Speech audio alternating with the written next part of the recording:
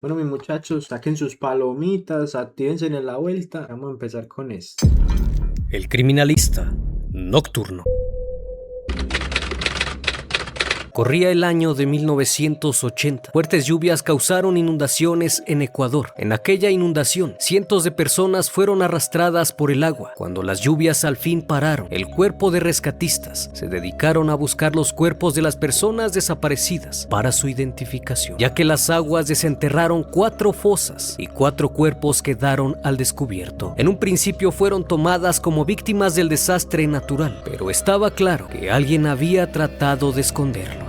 Así que después de investigar, se dictaminó que era obra de algún criminal. Los especialistas trataron de determinar la causa del deceso, pero debido a las corrientes de agua, esta había borrado todo posible indicio y fue imposible saber la causa. Lo que jamás esperaron los investigadores fue hallar respuestas en tan poco tiempo, pues después de algunos días encontrarían al principal sospechoso. A finales de abril de ese año, un sujeto es detenido en un supermercado, ya que trataba de llevarse a una joven de 12 años, de nombre María. Carvina Poveda se dirigía a realizar sus compras al supermercado, acompañada de su hija, cuando un hombre desconocido tomó a la pequeña del brazo y trató de huir con ella. Cuando la madre comenzó a gritar pidiendo ayuda, los comerciantes de la zona acudieron rápidamente y lograron retenerlo. Se llamó a la policía de la localidad y estos llegaron para detener al sujeto. Una vez que fue llevado a la oficina principal de la comisaría, lo empezaron a interrogar y le preguntaron que si tenía algo que ver con los cuerpos encontrados recientemente, pero este se negaba a contestar cada una de las preguntas, ya que no quería cooperar con las autoridades, y en un principio se pensó que se trataba de un loco. Sí, pero es que también, imagínense, nos atrapan a alguien y le van a preguntar que si tiene algo que ver con los asesinatos. ¿Usted cree que uno va a responder que sí? Ay, marica, las preguntas tan estúpidas que le hacen a uno por allá, huevón. Que no comprendía lo que hacía, ya que solo se reía y otras veces miraba hacia otros lados. Durante una hora le hicieron preguntas,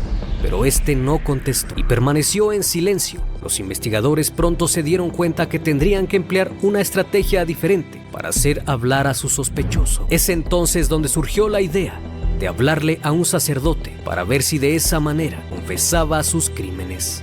Se solicitó el apoyo del padre Córdoba Gudino, quien accedió a ayudar a la autoridad. En el lapso de una hora, este se presentó a la comisaría y le pidieron ingresar a la celda donde se encontraba el sospechoso. Aquel hombre se hacía llamar Pedro Alonso López. Casi al instante de que el cura se presentó, este empezó a hablar. Increíblemente, aquel sujeto habló toda la noche sin parar. Al amanecer, el religioso salió de la celda y le dijo a la policía que no podía soportar ni un minuto más, ya que le había confesado actos tan repulsivos, inhumanos y violentos que ya no podía escuchar. La declaración fue difundida a la prensa en cuanto fue contada por el padre Córdoba. De la noche a la mañana, Pedro López podría ser considerado uno de los asesinos más terribles de la historia, llegando a confesar más de 300 víctimas, de las cuales afirmó por lo menos asesinar 110 muchachas en Ecuador, 100 en Colombia y finalmente más de 100 mujeres en Perú. Finalizó su macabra confesión diciendo que le caían bien las jóvenes de Ecuador, ya que eran más dóciles, más confiadas e inocentes, no como las colombianas que sospechan de extraños. Uy, ese marica era un desquiciado, huevón. Pero si escuchan lo que dijo, que es que le gustaban más las muchachas de Ecuador que porque eran más fáciles. Marica, qué huevón. Desde pequeño tuvo una infancia marcada por la pobreza, la violencia y los abusos. Hijo de Megdardo Reyes, quien falleció 6 meses antes de que Pedro naciera debido a una riña en una taberna, y de Benilda López de Castañeda, quien ejercía como dama acompañante en su propia casa. En total eran 13 hijos, todos ellos de diferentes hombres, y todos dormían en una misma habitación, en donde ella tenía intimidad con los hombres. Tan solo los separaba una cortina de una cama a otra, y era imposible no escuchar los ruidos cuando atendía a sus clientes, algo que lo afectó demasiado, agregando que su madre apenas se hacía cargo de ellos y cuando lo hacía, únicamente los golpeaba y los maltrataba. Ya con 9 años, su madre descubre a Pedro tratando de abusar de su hermana menor. Al verlo, lo golpea fuertemente y toma una vela. Con esa misma, le quemó los pies y lo echó a la calle. A partir de ese momento, comienza a vagar y a convertirse en un indigente, explorando lugares y barrios peligrosos, comiendo de lo que encontraba en la basura, hasta hasta que luego de algunos días de andar por las calles, se encontró con un amable anciano que lo recogió y le ofreció comida, además de un lugar donde vivir. Sin embargo, las intenciones de este hombre no eran precisamente buenas, ya que cuando lo llevó a su casa, que en realidad era un edificio abandonado, al llegar lo golpeó y abusó de él. Además, lo obligó a quedarse en ese lugar y lo amarró en una habitación en la que cada cierto tiempo intimaba con él. Después de varios días en cautiverio, al ver que el joven ya no soportaba más agresión, fue dejado en libertad, y esto fue marcando su carácter, haciéndolo más agresivo y resentido aún más con la vida, ya que esta no sería la primera vez que abusaron de él. De hecho, fue acosado por extraños en muchas ocasiones, lo que le llevó a esconderse por el día y buscar comida para luego regresar a su escondite y no salir más. En su lucha por la supervivencia, aprendió a pelear con cuchillos y a fumar, empezando a consumir drogas desde temprana edad. Una vez que pasó más de un año de andar vagando, se dirigió hasta la ciudad de Bogotá, en donde pensó que cambiaría su suerte, ya que en una ocasión, una pareja de estadounidenses lo encontraron en las calles y luego de hablar con él, decidieron adoptarlo. Para ese entonces, Pedro ya tenía 12 años y su vida había dado un giro de 180 grados. O sea, desde pequeñito, uy, qué trauma, huevón. O sea, entender que eran 13 hijos. La mamá pues lo prestaba para poderlos mantener. Y solo lo único que les da a la mamá era fuete y ya. Solo los prendía a tiestazos. Qué vuelta, manica, es que trató de violar a la hermanita también. Ey, pero qué vuelta como también castigaban en esos tiempos, ¿no? Como que con una vela le quemó los pies y chao para la calle. Pero vea toda la vuelta. Lo tiraron a la calle, un viejito lo violó, lo tenía amarrado, lo soltaron, volvieron y lo violaron. Y ahora una pareja estadounidense lo adopta. Ey, parce, eso sí es una novela. Ya que ahora tenía una familia, un hogar donde vivir, e incluso fue llevado al colegio, donde tuvo algunos amigos. Parecía que todo andaba bien e iba de lo mejor, hasta que un terrible día, uno de sus profesores abusó de él. Lleno de temor, robó dinero y huyó nuevamente a las calles. Al verse en esa situación, decidió buscar su primer trabajo, pero fue rechazado por falta de experiencia laboral. Así que al no tener salida, se dedicó al robo de autos. En un principio comenzó con robos pequeños y en muchas ocasiones fue detenido por la policía, pero era dejado en libertad por ser menor de edad. Siendo ya un adolescente, Pedro se convirtió en un habilidoso ladrón de automóviles, que a menudo era solicitado por aquellos que controlaban el negocio. Pero en el año de 1969, con 21 años, fue detenido en un suburbio en Bogotá y fue sentenciado a 7 años de prisión. A tan solo unos días de haber ingresado a la cárcel, 2 reclusos mayores lo sometieron y abusaron de él, pero fue tanta su ira que decidió buscar venganza. Así que construyó un cuchillo con los utensilios de la prisión y 2 semanas más tarde logra cumplirla, asesinando a cada uno de los hombres que lo habían sometido, y fue en ese momento que se dio cuenta del placer que le producía asesinar. El castigo por tal venganza fue de 2 años más, ya que fue considerado como defensa propia durante el tiempo que permaneció en prisión. El odio de Pedro hacia su madre se sumó a su consumo de revistas para adultos, creando una imagen dañina sobre las mujeres. Inconscientemente se preparaba para el crimen. Finalmente salió libre en 1978, pero su estancia en la cárcel, en vez de readaptarlo, lo convirtió en asesino. Luego de estar tantos años sin tener intimidad con una mujer, comenzó a buscar chicas vulnerables que pudiera someter fácilmente, dejando de ser víctima para convertirse en victimario. Luego de su liberación, vagó por Colombia, Ecuador y Perú, y una vez que recorrió estos países, se dio cuenta que las más vulnerables eran niñas de 8 a 12 años, que a menudo salían solas de sus casas. Así que recorrió las tribus indígenas de la región de Ayacucho, engañando a las niñas y jóvenes con la promesa de trabajo y otras veces algún regalo. Las llevaba a lugares solitarios en donde perpetraba el crimen. Finalmente enterraba los cuerpos para que no fueran encontrados. Una vez que las jóvenes empezaron a desaparecer en la tribu, los aborígenes llamaron al responsable de estos acontecimientos el monstruo de los Andes, ya que atacaba precisamente en esa cordillera. En una ocasión fue capturado por un grupo de la tribu. Pero, o sea, el primer país en el que él estuvo fue Perú. Pero, y qué vuelta, o sea, que el nombre realmente lo hayan puesto los indígenas y toda la vuelta. Delicado. Norte de Perú, mientras intentaba llevarse a una pequeña de tan solo 9 años de edad. Los indios lo torturaron durante varios días Lo enterraron hasta el cuello y lo golpearon. Posteriormente le untaron miel para que las hormigas acabaran con él. Pero mientras este suceso ocurría, una misionera americana amiga de ellos los convenció de que estaban haciendo un acto inhumano y lo mejor era entregarlo a las autoridades. Así que lo sacaron y lo ataron para posteriormente subirlo a la furgoneta de la misionera, que se lo llevó personalmente para dárselo a la autoridad. Pero esta, al verlo, se apiadó de él y lo liberó en la frontera de Colombia, diciéndole que no regresara porque si no lo iban a linchar. Al menos esta fue su versión, ya que en una investigación realizada se dice que fue llevado por la misionera a la policía de Perú, que ésta se negó a invertir dinero para comenzar una investigación sobre las chicas desaparecidas. Oye, verdad, eso sí es mucha malparida, weón.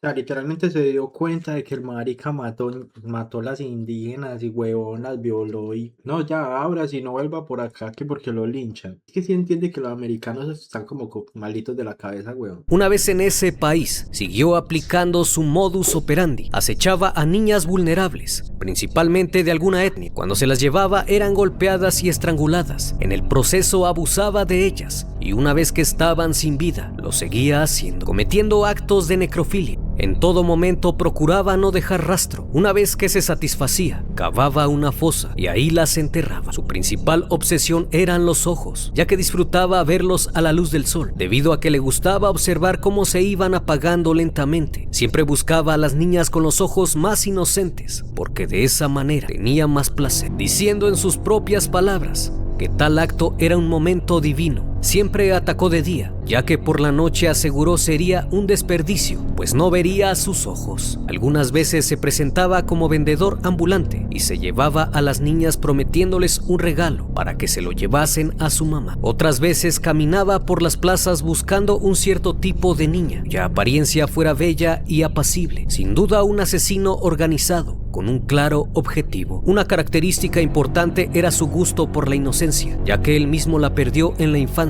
y durante mucho tiempo planeó vengarse al quitarles algo que a él le habían arrebatado a partir de una fijación de carácter íntimo debido a los traumas del pasado. Durante ese tiempo viajó alrededor de Ecuador y Colombia, cometiendo asesinatos sin parar. Entre 1978 y 1980, el número de desapariciones de niñas fue en aumento, principalmente en estos dos países, pero la policía no sospechaba de él, ya que esta situación se la adjudicaba a la trata de personas. Fue hasta que en 1980 ocurrió la inundación en Ambato. El marica estuvo haciendo eso todos esos años y nunca buscaron un culpable porque solamente pensaban que era la trata de personas y ya. Pero o sea, usted se pone a ver la historia como tal y uno dice, uy, qué hijo de puta infancia tuvo el man, porque a la final sí. Tuvo 13 hermanos, vivía pues en la pobreza con la mamá y la mamá pues diciéndolo pues con tan, era prostituta y pues metía a los manes allá a la casa de ella y lo único que lo separaba era una cortina, o sea que él, pues todo el tiempo que le estaban boleando a la mamá, él se dio cuenta de la vuelta. Y el man trató de violar a su hermana. Ey, parce, es que si ustedes se ponen a ver los asesinos en Latinoamérica, también es que tienen un pasado muy hueputa. Yo no digo, yo no lo justifico porque es que mierda de persona.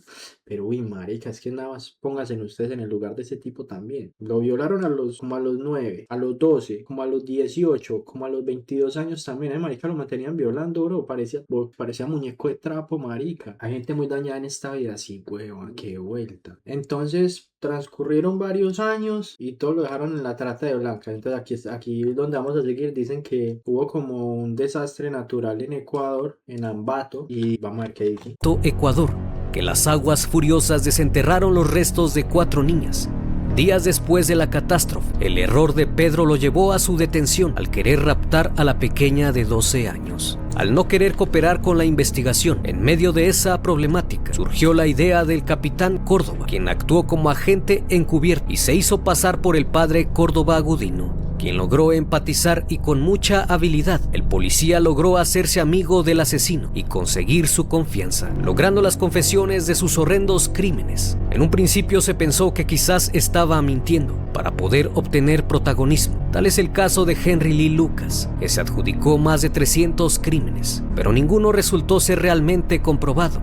Bajo esta duda, los investigadores estuvieron escépticos de la confesión hasta que Pedro se ofreció a guiar a una caravana policial a los lugares donde había enterrado los cuerpos, víctimas a las que él llamaba sus muñequitas. Ey, Nea, les tenía nombre y todo, huevón. Las dudas de los investigadores pronto empezaron a desaparecer cuando Pedro los llevó a un área de Ambato, donde luego de cavar, descubrieron los huesos de 53 niñas, de edades que oscilaban entre 8 y 12 años.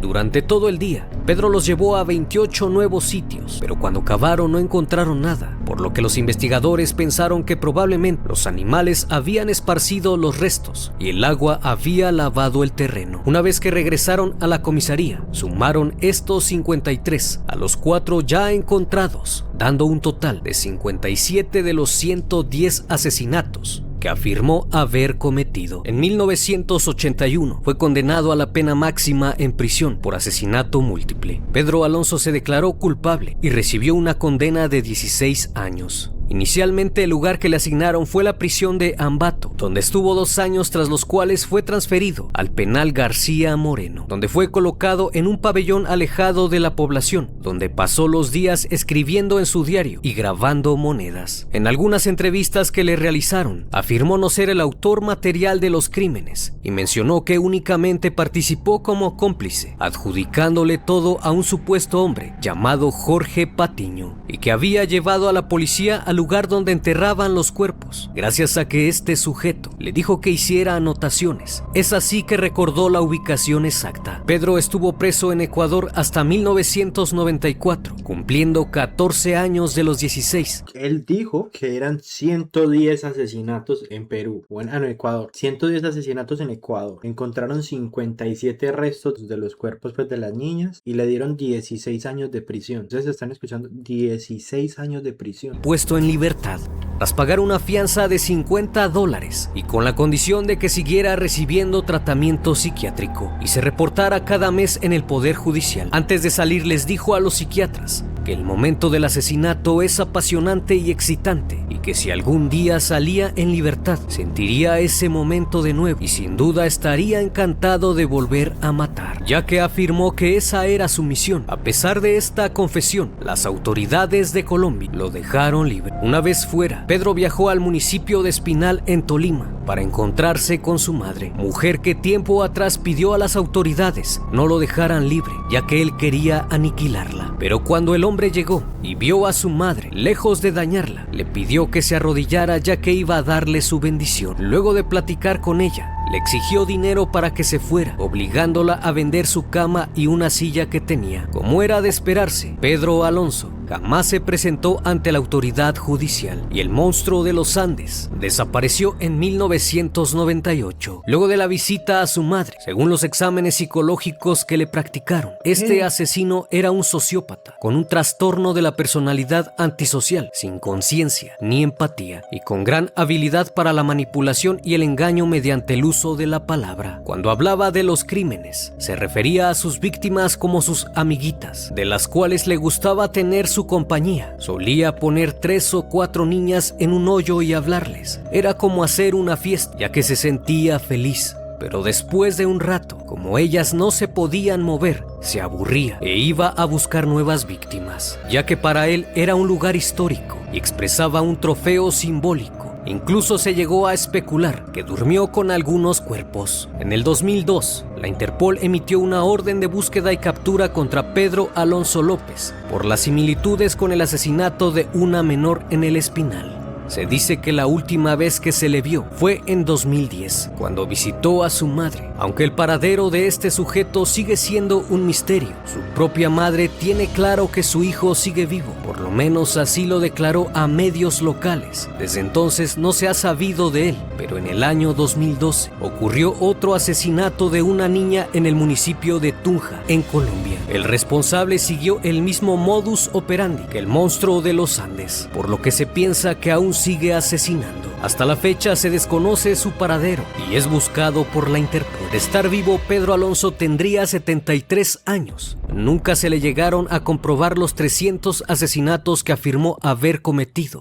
Pero algunos investigadores del caso piensan que no fue esa cantidad, sino más. Ey, gonorrea. Uy, quieto. Ay, vamos a ver este, que esta gente de conducta Que había delictiva, un... parce, 10 de 10 con las cosas que hacen, pero, o sea, el man quedó en libertad. Uy, parce, la justicia es una mierda, weón. Y de una u otra forma, pues en ningún momento el man pagó algo. 14 años estuvo en la cárcel, sí, 14 años. Después en Colombia lo dejaron salir, es que por $56, bro. Tristes a la justicia, parce. Después de haber matado a tanta gente, o sea, así haya matado 100 niñas en Ecuador y usted está en Colombia, no, marica, paila, pena de muerte, huevón, usted que es un loco, que bajaron un man de esos suelto por ahí en Colombia, huevón, que es que si uno se pone a ver en Latinoamérica, digamos nosotros los latinos a veces somos muy confiados, parce, uno sí ve como los niños salen por ahí a la calle.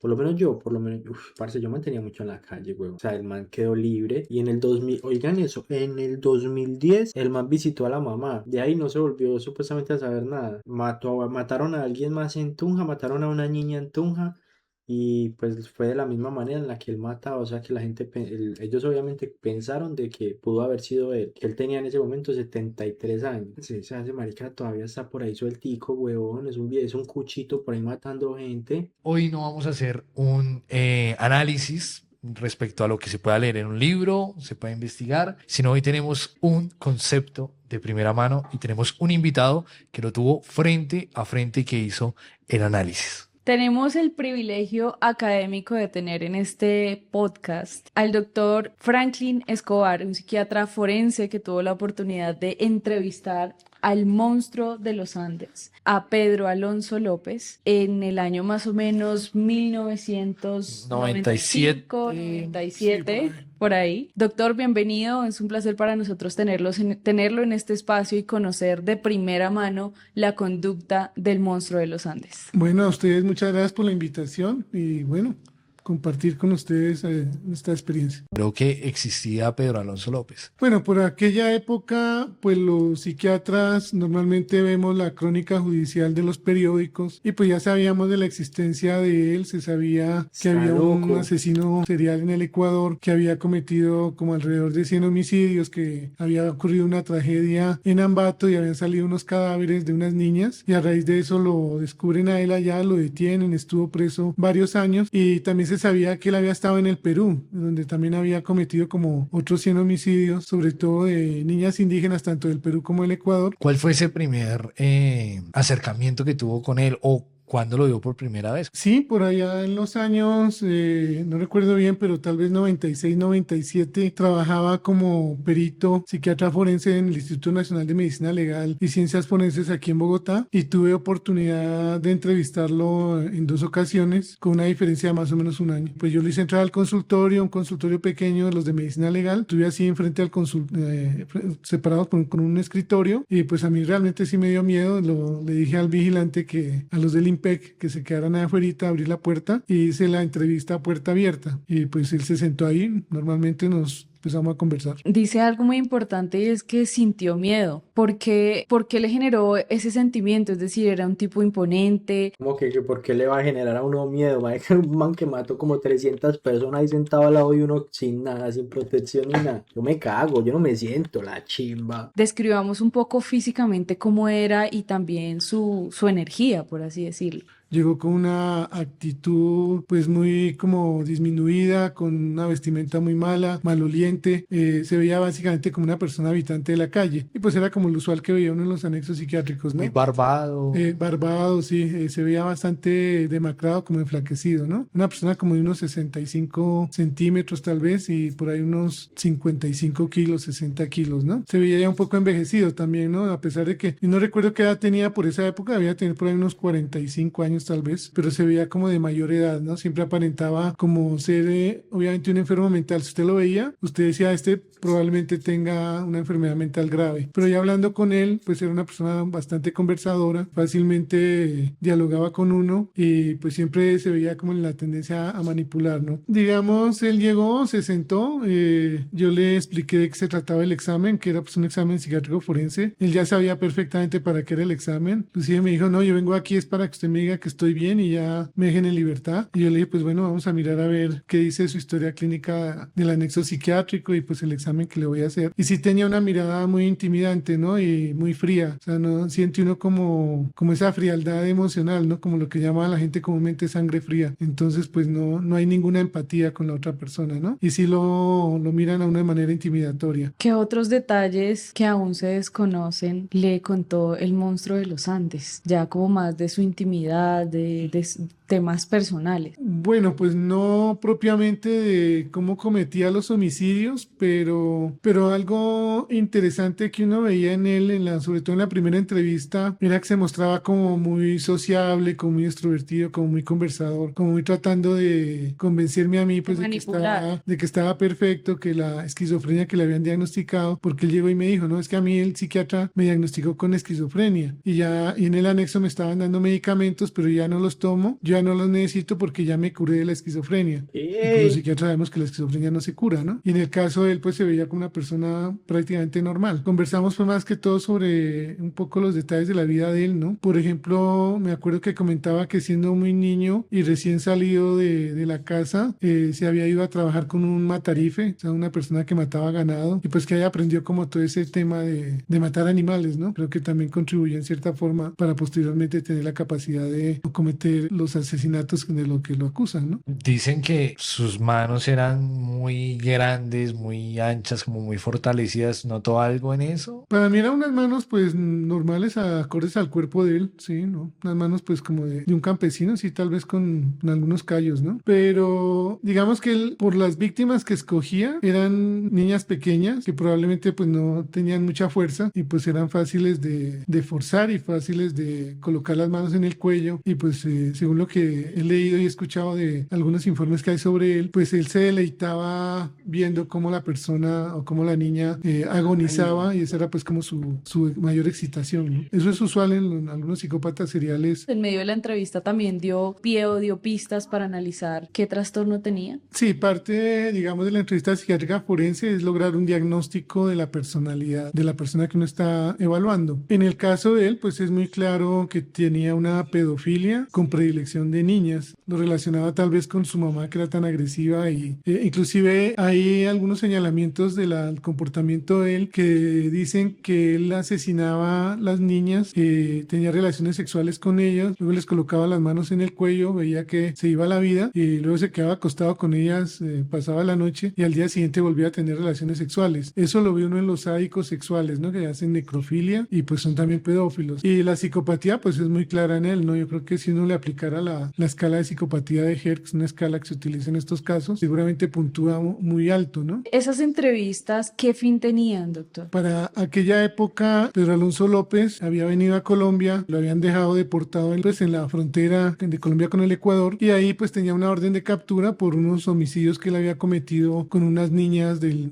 Tolima. Entonces lo capturaron, pues lo iban supuestamente a meter a la cárcel porque pues tenía esos procesos. Sin embargo, los procesos habían desaparecido porque hubo un incendio en el sitio donde estaban en el Espinal y no había como una documentación que sustentara y el fiscal de la época tenía que dejarlo en libertad en cuestión de pocos días.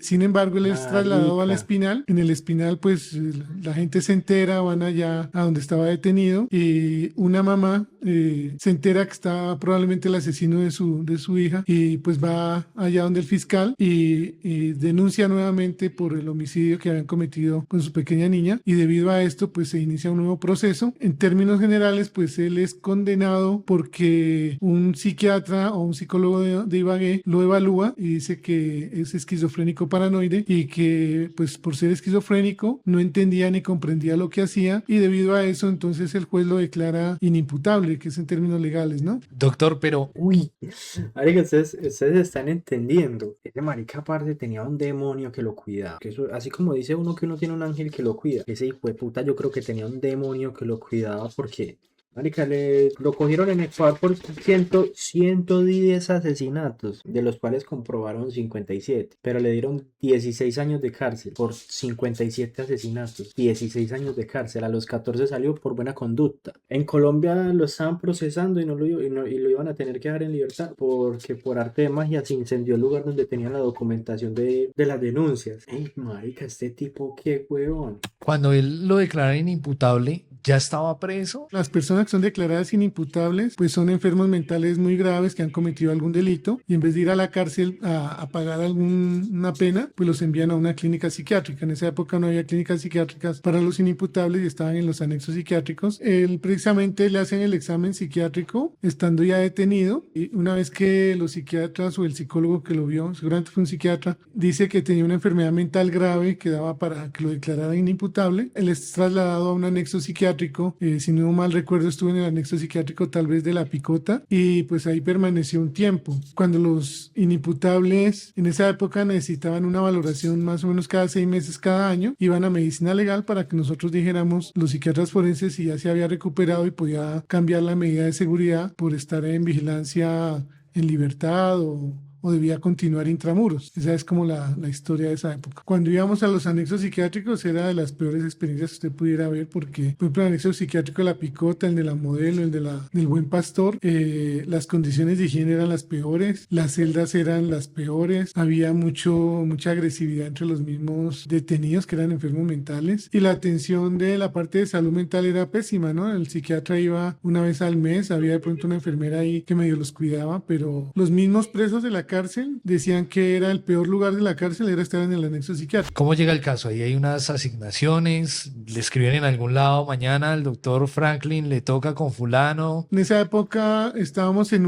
el anterior régimen penal, que era un régimen mixto, o sea, era de papeles, ¿no? Entonces llegaban los expedientes, el expediente de él pues era un expediente bastante grueso y llegaba la historia clínica del anexo psiquiátrico. Entonces yo ya sabía que él iba a venir porque pues yo le daba la fecha de la cita y pues ya sabía que tal día iba a llegar. Obviamente para ese día pues hubo como mucha algarabía ahí en el sitio pues porque sabían que venía un asesino muy importante. Oiga, este marica como lo describe, un asesino muy importante. No, papi, un asesino y ya. O sea, marica, ¿qué importancia tiene un pedazo de mierda de esos huevos? Porque venía un asesino muy importante. Cuando ya le asignaron el caso, ¿qué pensó usted ya de ese hombre que había usted escuchado en la prensa que le había quitado la vida a tantas mujeres? ¿Qué pensó que fue lo primero que se le vino a la cabeza cuando dijo, uy, me tocó con él? Bueno, lamentablemente trabajar uno como perito en medicina legal, yo creo que en cualquier área, pues uno termina recibiendo los peores casos de violencia en nuestro país, ¿no? Entonces, pues sí era interesante que había que entrevistarlo y había pues como con mucho interés en ver quién era, pero pues tampoco era algo extraordinario porque pues siempre veíamos nosotros allá todo tipo de homicidas y víctimas, ¿no? Pero este era el mayor asesino. Pero sí, sí. Este no era cualquier... Sí, qué joya. Claro. O sea, habitualmente yo cerraba la puerta y pues entrevistaba a las personas, con él sí tuve esa precaución. Incluso sumando los casos de Ted Bundy y los de Garavito, no da la totalidad de todas las víctimas del monstruo de los Andes. O sea, él era, palabras más, palabras menos, un depredador y supongo que tenerlo al frente no debió haber sido fácil para usted, doctor. Supongo que usted también es padre y cómo manejó esa parte emocional de tener hijos en casa o hijas en casa y tenerlo a él enfrente, pues al mayor asesino del mundo. La primera vez que lo entrevisté, yo hice mi dictamen y el concepto fue que él debía continuar intramuros, o sea que todavía no estaba recuperado como para salir a vivir en comunidad. La segunda vez que lo vi como un año después, cuando él llegó allá, de entrada llegó como más intimidante, casi que antes de saludarlo me dijo, doctor, usted me dejó preso un año más en la cárcel y yo no he podido gozar de mi libertad y yo sé que usted tiene 2 hijos, sé dónde vive, sé con quién está casado, en qué barrio vive y pues pilas, ¿no? Algo así. Yo me sentí amenazado, obviamente, ¿no? A raíz de eso yo le comenté al jefe de la sección pues que yo no lo quería volver a ver y la siguiente vez que fue al año siguiente, que lo vio otro colega psiquiatra, el otro colega sí dijo que pues ya estaba bien y por eso pues salió en libertad. Y en esa segunda sesión, lo primero que llega a hacer es amenazarlo. ¿Y cómo se torna la entrevista de ahí en adelante? Yo le comento que viendo el expediente que llega del anexo psiquiátrico, le digo, mire, aquí en el expediente suyo hay anotaciones de que usted estaba agresivo en la cárcel, que ha tenido agresiones hacia el personal de los guardias, hacia otros enfermos mentales que están también ahí, que no acude ni es disciplinado como los demás. Entonces, pues todo eso indica que no tiene como capacidad para estar fuera de la cárcel, le toca todavía tratarse un tiempo más. Y pues en realidad la entrevista fue mucho más corta y pues ante una amenaza de esas, pues no había como mucho que alargar la entrevista, ¿no? Doc, usted decía ahorita algo muy importante y es que se hacen confrontaciones para tratar de ver si la persona está fingiendo o no. ¿Recuerda de pronto alguna que haya tenido con él? Bueno, la principal fue la segunda entrevista, ¿no? Porque pues en la segunda entrevista ya llegó de varias semanas y meses después diciéndome como que si yo no decía que estaba sano, pues me atuviera las consecuencias. De hecho, eso fue tan impactante para mí que pues yo le comenté a mi esposa y nosotros tuvimos muchas precauciones, ¿no? De no exponernos a la calle, de cuidar mucho más a nuestros hijos, de si salíamos a un parque, pues estar muy pendientes, cada uno como muy atormentado por la situación, ¿no? Y después en el año 98, 99, que yo supe que ya quedó en libertad, pues siempre había más temor, ¿no? Sin embargo, pues afortunadamente no pasó nada. Cuando le dijeron que quedó libre, me imagino que debió ser muy, muy duro. O sea, digamos, si a mí me hubieran dicho que, si Garavito pues no se hubiera muerto, hubiese quedado libre, hubiese sido muy traumático para mí también salir a la calle después de varias amenazas que me hizo. Cuando a Pedro Alonso lo dejaron libre, ¿usted sintió ese terror por cuánto tiempo? Bueno, yo creo que tuvimos precauciones como alrededor de unos meses, ¿no? Por ahí, no sé, unos 4 o 5 meses. Pero después pues ya no se sabía nada de él, pues como que nosotros dijimos seguramente se fue otra vez para el Ecuador o para otro sitio, ¿no? Claro que esa zozobra porque de un momento para otro desapareció. Y esa es la gran pregunta hasta hoy. Han pasado ya casi 24 años y no se sabe dónde está el monstruo de los Andes. Lo único que se conoce es que en el 99 renovó la cédula. Ujú. En la registraduría está que él fue y la recogió. Inclusive mire cómo es la justicia. Una persona de estas que sigue cometiendo los mismos crímenes fue tranquilamente, reclamó su cédula y es el último registro que se tiene de él. Sin embargo, comentaban que había muchos padres y familiares de las víctimas que, al igual que Garavito, estaban esperando que saliera de la cárcel pues para cobrarse venganza de lo que había hecho, ¿no? Y realmente después del año 99 para acá o desde el tiempo que se estuvo detenido, no volvieron a ocurrir homicidios pues como los que habían cometido, ¿no? Por ahí hay un par de casos como uno como en el 2012 en Tunja y uno como en el 2010, pero que son algo parecidos, pero los retratos hablados de los que supuestamente cometieron ese homicidio eran descritos como personas jóvenes y no de las características de él, ¿no? Entonces yo creo que seguramente lo mataron. En ambas oportunidades usted lo declaró imputable. Fue puta. ¿Por qué él termina saliendo en libertad y en qué se basa este psiquiatra siguiente, el que lo declara inimputable? Bueno, en el campo de la psiquiatría forense, pues vale la pena aclarar que no es una ciencia exacta, ¿no? Es una ciencia aplicada de probabilidades y bueno, cada psiquiatra tiene sus propios criterios, ¿no? Seguramente el colega que vio el caso en Ibagué, el psiquiatra de esa época que lo declaró insano mental para que el juez lo declarara inimputable, pues el juez tuvo en cuenta ese dictamen más otras pruebas y tal vez les pareció muy loca la situación y por eso lo declaran inimputable. Cuando yo lo veo una persona que básicamente es un pedófilo, psicópata y sádico sexual y pues que era capaz de ser consciente de lo que estaba haciendo y responder por eso, ¿no? Pero después él va donde un tercer colega, ahí mismo en el sitio donde yo trabajaba, y el otro colega sí dijo, no, está sano, no tiene ningún problema mental, no tiene esquizofrenia y pues no tiene por qué estar en la cárcel. Y pues el juez con base en ese dictamen pues lo deja en libertad, que yo creo que se fue como por el año 98 y después ya no se vuelve a saber nada de él. Creo importante precisar que es inimputable. Habrá muchas personas que no saben qué es. Esa nena que me leyó la mente, weón. Yo llegué a buscar en Google que es inimputable. Y hay que expresarles que pues son personas que pues al declararse enfermas mentales, pues la justicia no logra juzgarlos, por así decirlo, generarles una condena en una cárcel como si lo harían con una persona normal. En este caso, mientras el doctor Franklin estuvo tratando al monstruo de los Andes, el doctor dijo, venga, él no está Loco. tan loco como parece. A él se le puede juzgar como una persona normal. Sin embargo, él siguió en una clínica psiquiátrica, pero ya después hay otro psiquiatra que dice, pues parece que sí tiene su enfermedad y mejor hay que tratársela fuera De ahí. de ahí. Sí, digamos que la inimputabilidad es una figura jurídica que se debe demostrar con un examen psiquiátrico forense la mayoría de las veces, y el psiquiatra lo que conceptúa es que la persona al momento de cometer el delito no tenía capacidad de comprender lo que estaba haciendo o no podía autodeterminarse por tener una enfermedad mental muy grave, y esa enfermedad mental muy grave pues hizo que cometiera el delito. Él cuando yo lo entrevisté me decía que en el crimen que lo habían declarado inimputable, él había sido poseído por el demonio y que escuchaba unas voces del demonio que lo llevaban a que cometiera el asalto sexual y el homicidio que había cometido. Pero pues yo lo veía más como una estrategia de él de simular una enfermedad mental grave, precisamente para obtener un beneficio de salir en libertad y pues seguir cometiendo más crímenes. Vamos a desmenuzar un poquito ese suceso.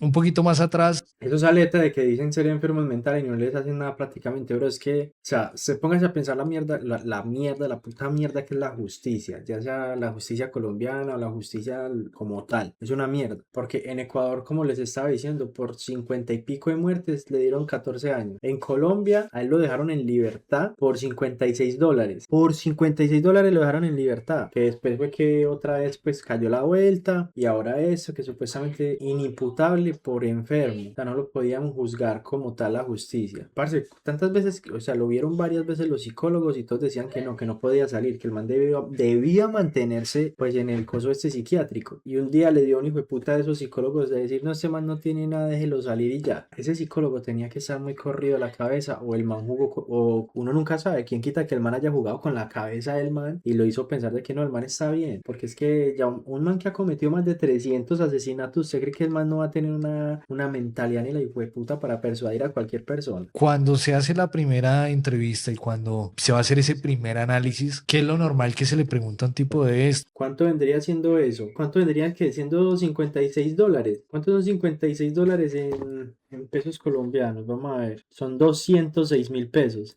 O sea, al man lo dejaron en libertad por 206.000 pesos. ¡Qué putas! ¡Qué putas! 206.000 pesos dejaron en libertad a un man que asesinó más de 300 niñas.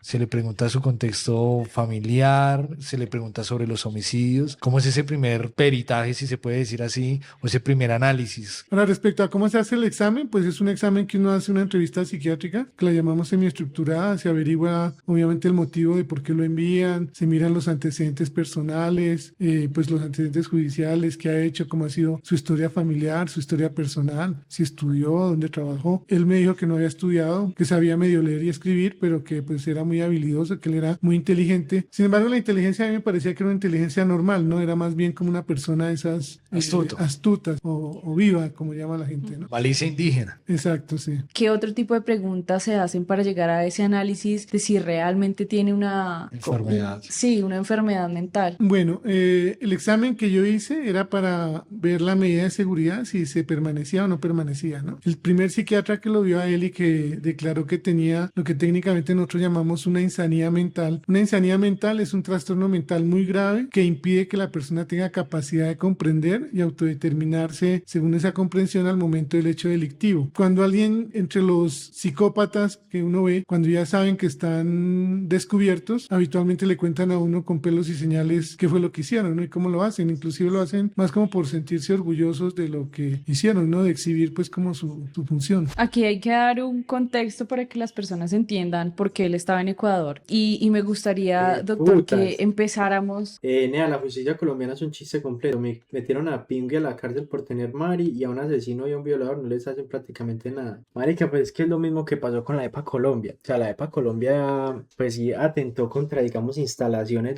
del país, pero a la final ella supuestamente, ella había pagado y le metieron un poco de años, y tanta gente gente que ha cometido delitos, que ha matado o ha hecho varias cosas en Colombia, todavía están por ahí en la calle como si nada, porque pues a la final les vale mierda, ¿sí me entienden? A esbozar como todo el contexto familiar precisamente para responder a esa O sea, pregunta. hasta ahí voy a dejar esa entrevista, porque la verdad que aquí van a mostrar una de las entrevistas que le hicieron al asesino. Vamos a ver. Pasado y Confeso es una serie recomendada para mayores de 16 años.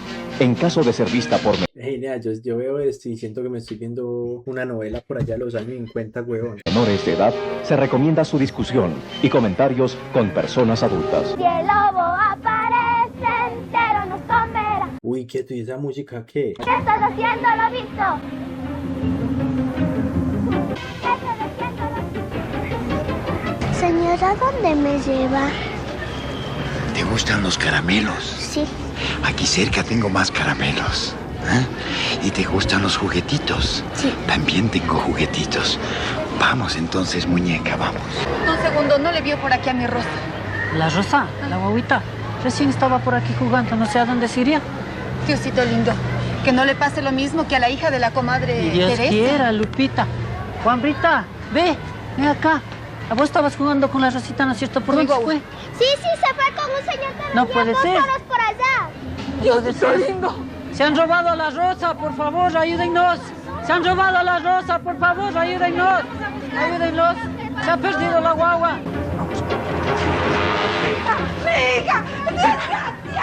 Yo no he sido nada. Yo no le he cogido a nadie.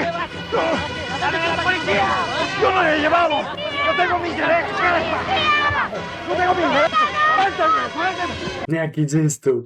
El día domingo 9 de marzo de 1980, en Ambato, cerca de la Plaza Urbina, se interrumpía una de las historias más macabras de nuestro país, con la detención de Pedro Alonso López, el monstruo de los Andes, autor de 46 asesinatos y 46 violaciones a niñas de entre 9 y 11 años de edad. Y decimos se interrumpía porque luego de haber sido condenado a 16 años de reclusión mayor extraordinaria, que es la pena que se da por 46 asesinatos, las puertas de este penal se abrieron para dejar suelto al lobo, que había logrado la rebaja de su condena por buena conducta. Bienvenidos pues a la primera parte de El lobo está suelto. Se me acaba muy maluco. Yo quiero ver las entrevistas del man.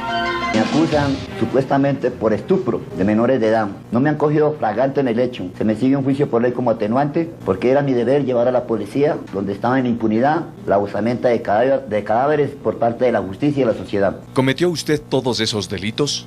Pues participé en el hecho, insinuado por otra persona de parte de Jorge Patiño. ¿En cuántos? De nacionalidad ecuatoriana. Yo soy colombiano. ¿En cuántos delitos participó usted?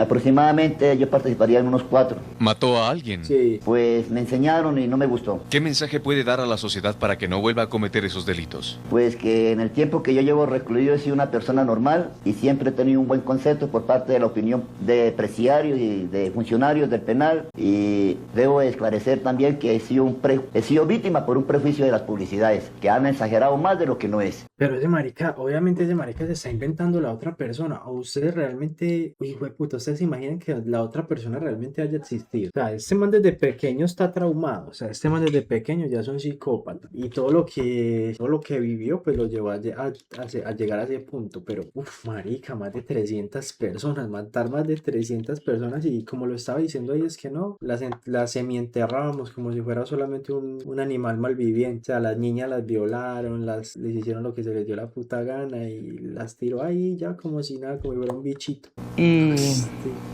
desde cuándo Pedro Alonso López comenzó a violar y matar niñas? Él jamás lo hizo.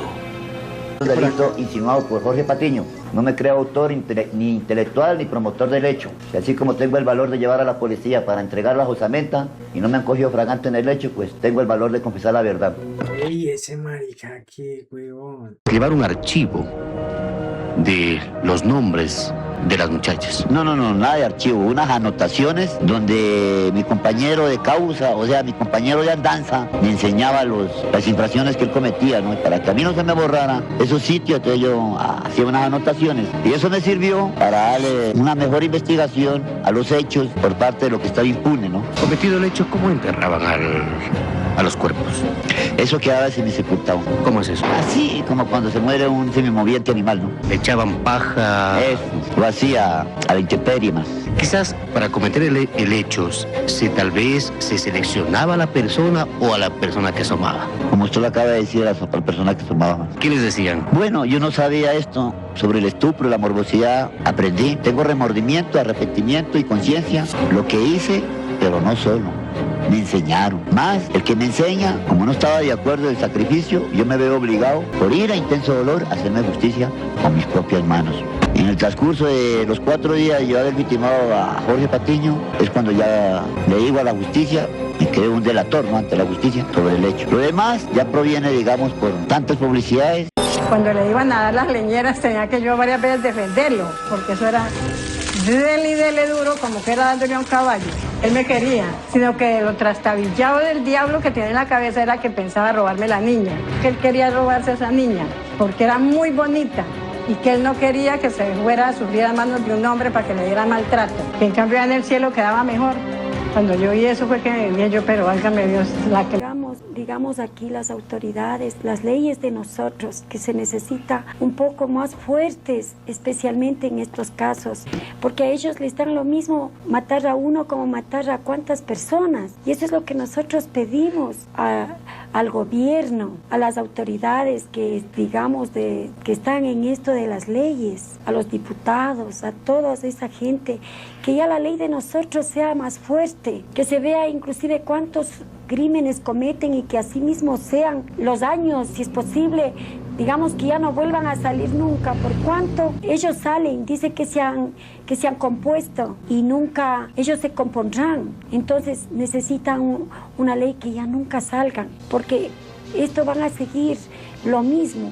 Salen y empiezan a hacer de nuevo todo. Mierda. Debo comenzar agradeciendo. Hey, yo siento que me estoy viendo una novela, huevón, mexicana, esas antiguas, gonorrea. Nea, yo solo digo que los ojos son el espejo de una persona y se le nota la tristeza horrible. Eso es verdad, los ojos son el espejo de una persona. A ese tipo se le nota una mirada muy, parce, como muy vacía, como muy triste, como, uy, qué vuelta, huevón. Pero lo que estaban diciendo ahora, o sea, al tipo recordando Garavito, que decían que obviamente que Garavito tenía problemas de erección, y entonces él cuando mataba a sus víctimas, el cuchillo, mentalmente, él el cuchillo lo pensaba como si fuera el pene de él, y eso le generaba pues la excitación. En cambio a este le gustaba violar a las niñas y ahorcarlas y ver cómo se les estaba yendo la vida, y eso le generaba a él la excitación. Entonces, marica, si uno se pone a ver este tipo de psicópatas, huevón, siempre el punto en el que ya la persona está perdiendo la vida es como su punto de excitación, ¿o qué? Se vuelva vivencia un dolor que sufrió una familia, y por qué no decir lo que sufrieron cientos de familias de la ciudad de Ambato al saber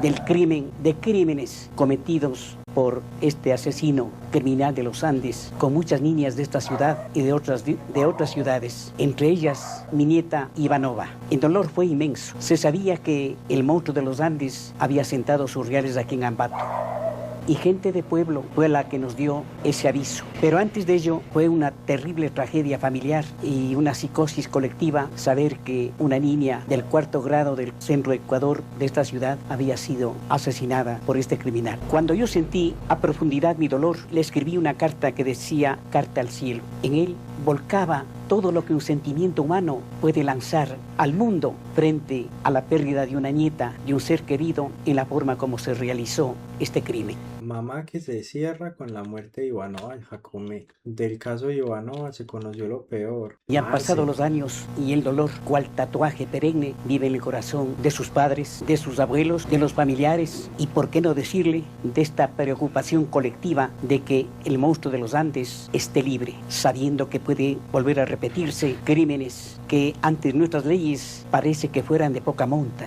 cuando es todo lo contrario. La justicia aquí tiene que ser severa, vertical, no cruel, pero cabalmente en defensa de la humanidad, realista, efectiva, vertical.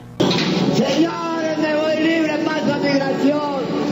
La alegría duró poco tiempo, solo estuvo libre cerca de 1 hora. Por extranjero e indocumentado no pudo irse a su país. El intendente de policía de Pichincha le planteó un nuevo juicio para deportarlo y ordenó su reingreso a la cárcel. Usted es extranjero y si usted no tiene la documentación en regla, yo no puedo ponerle en libertad. Mientras regresaba al CDP, varias madres de familia impugnaban su libertad. Yo, pasando algo con mis hijas, yo mismo le hubiera matado. ¿Usted qué opina? No, eso es un peligro para... Pero ya ha pagado 14 años. Sí, pero y él no ha cambiado en nada. Pedro Alonso López obtiene su libertad tras 14 años de prisión en el ex penal García Moreno. Él fue juzgado por 15 crímenes y violaciones, pero tiene un centenar de acusaciones. Uy, se escucharon.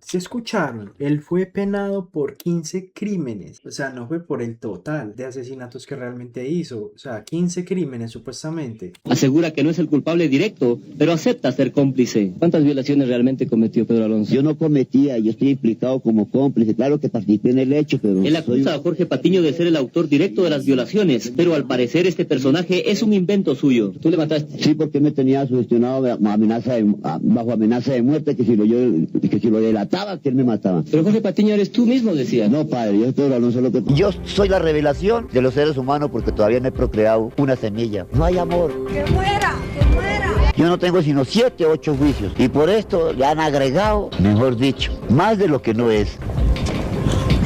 Que muchas veces el delincuente no se rehabilita si hay una parte contraria de algunas sociedades anónimas. Uy, qué vuelta, con que habían videos y todo del man. O sea, de esa época cuando contó toda la vuelta y que lo muestran en la cárcel y todo. O sea, este es el man. Vamos a ver qué sale en la Wikipedia. Pedro Alonso López.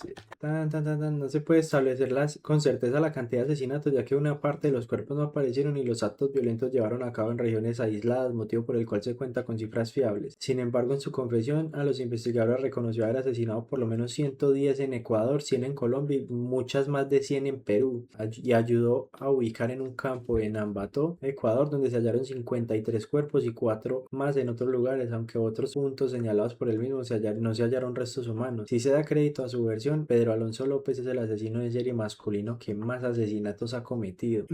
A su salida de prisión, viajó extensamente por todas partes de Perú. Durante este tiempo, él más tarde reconoció había empezado a atacar violentamente y asesinar a por lo menos 100 niñas y muchachos jóvenes de tribus locales por la región. Dijo buscar a las que tuvieran miradas más inocentes y abordarlas de día porque pensaba que de noche desconfiarían. La verdad es que fue imposible verificar estas denuncias, pero lo que sí se sabe es que fue capturado por un grupo de ayacuchanos. Uy, marica, ¿eso qué? Ayacuchanos. Los ayacuchanos lo despojaron de su ropa, pertenencia y lo retuvieron y lo enterraron vivo sobre la arena. No obstante, tuvo la suerte de su lado porque un misionero estadounidense intervino, que fue la pendeja esta parce que intervino y se lo llevó en su carro y lo soltó por allá en la frontera de Colombia. Estuvo preso en Ecuador hasta el 94 y fue entregado a las autoridades colombianas por pedido de extradición, donde fue recluido en un psiquiátrico. Años después, en 1998, es declarado sano y dejado en libertad según un documental del canal Bio de la cadena no sé qué. Se ha llegado a emitir un pedido de búsqueda, localización y captura a la Interpol desde el año 2002. O sea, en el 2002 la Interpol sacó el comunicado pues de que, marica, los más buscados del mundo, sí, fue puta. Y la última vez que se le vio fue el 22 de septiembre del 99 cuando se presentó en la Registraduría Nacional de Bogotá para reclamar su nueva cédula de ciudadanía. Al momento no se sabe su paradero actual, aunque durante su detención un grupo de padres de víctimas habría manifestado haber hecho justicia por cuenta propia. Si Alonso López salía nuevamente en libertad, se presume que fue ejecutado ilegalmente. En todo caso, no se ha vuelto a saber nada del monstruo de los Andes. Su madre está segura de que sigue vivo, pues según cuenta, siempre que alguien cercano a ella se ha muerto, su espíritu se le ha revelado, cosa que no ha ocurrido con Pedro. La Interpol lo busca desde el año 2002 por todos los asesinatos cometidos. Además, posee una orden de captura en el año 2002 en la ciudad de Tunja, capital del departamento de Boyacá. Ocurrió el homicidio de la niña Andrea Marcela García Buitrago y en el año 2003 el programa RCN dijo que el monstruo de los Andes era un posible sospechoso debido a las características del crimen que se asemejan con los asesinatos de Floralba Sánchez, su primera víctima. Marica, o sea, después de todo esto que acabamos de ver, el man quedó libre. Con ese man no hubo ni justicia divina, porque nunca se supo el man cómo terminó, nunca se supo el man para dónde se fue, nunca se supo nada. En uno de los videos que vimos primero, habían dicho que supuestamente en el 2010 él había visitado a su mamá y que fue la última vez que la visitó. Y ya después fue que sucedieron los asesinatos pues en Tunja en el año 2012 y ahí fue que lo relacionaron a él por el modus operandi que fue el asesinato y toda la vuelta. Parce, el marica está libre, o sea, el marica quedó libre. pues uno no sabe si está vivo todavía, ¿no? Pero o sea que ¿cuántos años tiene el man en este momento? Desaparición el 22 de septiembre del 99 a los 50 años. A ver, 77 años. O sea, el tipo en ese momento tiene 77 años y está vivo. Y suelto por ahí en Colombia. Porque pues ya a los 77 años yo no creo que tenga pues para irse para otro país así o qué. ¿Qué dicen ustedes? Hasta este punto díganme qué les pareció haber visto al asesino de los Andes. La verdad, ese marica me dejó sorprendido. Todas las fotos que hay de ese man. O sea, véalo, era él. Uy, no, marica, el marica tiene una cara de violador ni el hijo de puta. Ey, y yo pensaba que él era ecuatoriano. Pero no. O sea, el man es colombiano. Qué gonorrea que en Colombia hayan salido los dos asesinos más hijueputas de este mundo, huevón. Porque está Garavito y este otro hijo de puta. Y eso que Garavito, parce, no, las muertes de Garavito al lado de este hijo de puta no son una mierda. ¿Qué me aparece el monstruo de los Andes? Es que, marica, es que claro, esa es toda la información que hay del tipo. No se desglosa mucho más por el hecho de que marica, el man desapareció. Marica, yo quedé... No, es que yo no lo quiero ni sentir, ¿no? No quiero ni saber cómo es la vuelta. Sin palabras. Pero ustedes se imaginan la impresión de ver una persona de esas de frente y usted saber lo que el man hizo, o sea, lo que el man cometió, toda la vuelta, y que el man, marica, es que el solo hecho de usted decir es que el man está libre, el man quedó librecito. La verdad, que trauma. Obviamente ustedes ya saben que todos los viernes van a ser viernes de documentales. Todos los viernes vamos a reaccionar a crímenes o teorías o lo que sea, como se llame, como se diga, para que todo el mundo pues esté pendiente. Los del stream no me vayan a ir, vamos. Ey, no te lo puedo creer que se me cayó el stream. La verdad, para serles sinceros, ahora sí, yo creo que sí, ya, aquí estoy. Y la gente de YouTube. Muchas gracias por haber visto este video, dejen su comentario, compártanlo, véanselo con su mamá, con su abuelita, con su tío, con su hermano, con su prima, y si su abuelita está muerta, desentiérrela para que lo vea. Nos vemos en un próximo documental, para que se parchen, para que vengan y vean la vuelta. Síganme en todas mis redes sociales, ya saben que hacemos stream en Kit, por allá nos vemos. Hey muchachos, la buena pues muchachos, les quiero mucho, nos vemos mañana, nos vemos el sábado en un nuevo stream. Esto fue todo por hoy. Como les digo, pues lo siento mucho por haberlo hecho tan tarde. Fue muy tarde, mis muchachos. Un stream demasiado tarde. Entonces nada, los quiero mucho, la buena. Un besito en ese culo, mucho love. Los voy a despedir con un temita de un parcerito. Voy a esperar que empiece a cantar para irme. Te quise como un bobo y ahora vea, mami, qué ironía. La buena, los quiero mucho. Nos vemos el sábado. Estén activos en Instagram. En Discord y toda la vuelta. La buena que vienen cositas, muchas cositas para ustedes, mis muchachos. La buena. Y ahora quieres volver, no joda, de verdad creía.